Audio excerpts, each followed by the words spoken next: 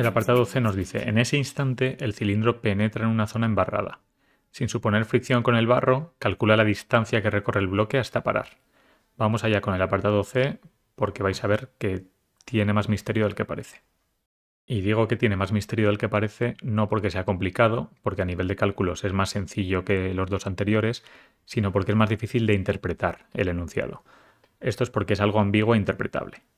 Pero ¿qué pasa? Que si probamos a aplicar el teorema trabajo-energía considerando que el cilindro se detiene al cabo de una cierta distancia sin existencia de rozamiento, se obtienen resultados incoherentes.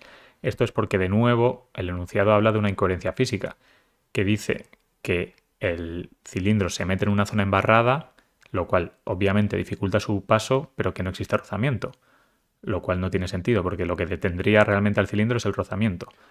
Pero si volvemos a considerar que no existe rozamiento, tal y como dice el enunciado, y hacemos el mismo proceso con el apartado B, considerando ahora velocidad final 0, intentando calcular cuánta distancia recorre desde el instante 2 hasta ese instante en el que se detendría del todo, veréis que no se puede llegar a ningún resultado. Salen distancias negativas, lo cual no tiene sentido. ¿Por qué es esto? Esto es porque si no existe rozamiento, no existe ninguna fuerza que detenga el avance del cilindro más allá de la tensión de la cuerda. Pero esta no sería suficiente con los valores numéricos que proporciona el enunciado. Con las masas que nos da y con los ángulos de inclinación, digamos que la tensión de la cuerda no sería suficiente para parar al cilindro, que seguiría acelerando hasta el infinito realmente, o hasta que se acabe el plano inclinado, sin llegar a detenerse nunca, si no existe rozamiento. ¿Qué tenemos que interpretar entonces del apartado C? Pues se deduce, porque no queda otra, que la manera correcta de interpretar el enunciado es considerar que en el momento en el que el cilindro entra en contacto con el barro, en ese preciso momento se detiene por completo. De modo que lo que nos pide el apartado C realmente es calcular la distancia que avanza el bloque después de que el cilindro se detenga. Es decir, el cilindro entra en el barro, se detiene por completo, lo suponemos, aunque nos diga que no existe rozamiento, pero se entiende que al entrar en esa parte embarrada, pues ya su movimiento se detiene del todo y el bloque va a seguir moviéndose, aunque el cilindro se haya detenido, porque iba con una cierta velocidad inicial. Entonces va a continuar avanzando un poco más. Tenemos que calcular cuánto más, cuál es esa distancia. Para ello, primero calcularemos la aceleración del bloque una vez no existe ya fuerza de tensión de la cuerda. ¿Por qué? Porque en cuanto el cilindro entra en el barro, la tensión desaparece, porque el cilindro ya se ha detenido, ya no sigue cayendo, entonces esa cuerda ya no está tensa. Esa fuerza de tensión que tiraba del bloque hacia arriba desaparece. Entonces vamos a calcular esa aceleración que tiene el bloque una vez ha desaparecido la tensión.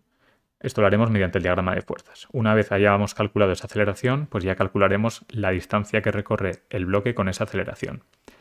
El diagrama de fuerzas tenemos el mismo que en el apartado anterior, solo que ahora ha desaparecido, si os fijáis, la fuerza de tensión, como he comentado. Aquí, si aplicamos la segunda ley de Newton de nuevo, pues en el eje vertical tenemos lo mismo que en el caso anterior. Llegamos a la conclusión de que la fuerza normal es la masa del bloque por g por el coseno del ángulo θ sub b, el ángulo del plano inclinado del bloque. Y en el eje horizontal, ¿qué fuerzas tenemos en el eje horizontal? Pues tenemos dos fuerzas en el sentido negativo, en el sentido que hemos definido como negativo, que son la fuerza de rozamiento, que sí que existe entre el bloque y el plano inclinado, y la componente horizontal de la fuerza gravitatoria, que sería esta de aquí. Y esas dos tienen que ser igual a la masa del bloque por la aceleración en el eje X que hemos llamado A. Aquí faltaría una flecha. Que hemos llamado A, porque va a ser la aceleración del sistema al completo. Entonces la fuerza de rozamiento la definimos igual que antes como mu por la fuerza normal, que sería pues mu por la masa del bloque por g por el coseno de θ sub b. La componente horizontal de la fuerza gravitatoria va a ser la fuerza gravitatoria por el seno de θ en este caso, porque ya sabéis que aquí esto por trigonometría sería la fuerza gravitatoria por el seno, y sustituyendo estos valores llegamos a que la fuerza de rozamiento es esto, la componente horizontal de la fuerza gravitatoria es esto, y todo tiene que ser igual a la masa del bloque por la aceleración. Y despejando A, despejando la aceleración, pues llegamos a esta expresión para la aceleración del bloque, una vez ya no existe la fuerza de tensión que tira de él. Si esta aceleración la usamos con las ecuaciones cinemáticas, pues podremos calcular la distancia que recorre el bloque. Lo más fácil es emplear la ecuación cinemática del movimiento rectilíneo uniformemente acelerado, que es el tipo de movimiento que lleva el bloque, porque tenemos una aceleración constante, porque todos estos datos son constantes, y el bloque se está moviendo en línea recta. Entonces podemos usar esta ecuación que relaciona directamente la velocidad final y velocidad inicial del bloque con la aceleración y la distancia que recorre.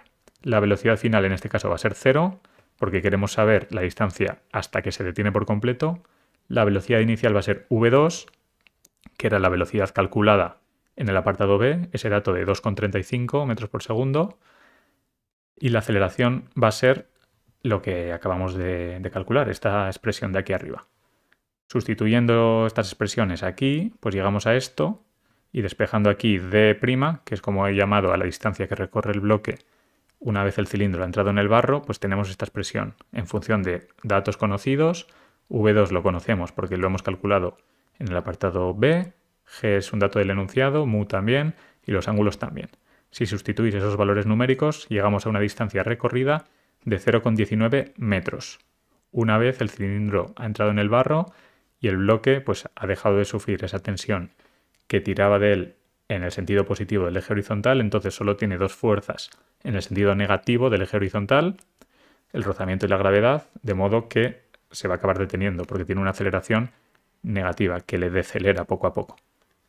Pero como tenía una velocidad inicial que llevaba antes, pues va a recorrer una cierta distancia antes de detenerse. Esa distancia va a ser de 0,19 metros.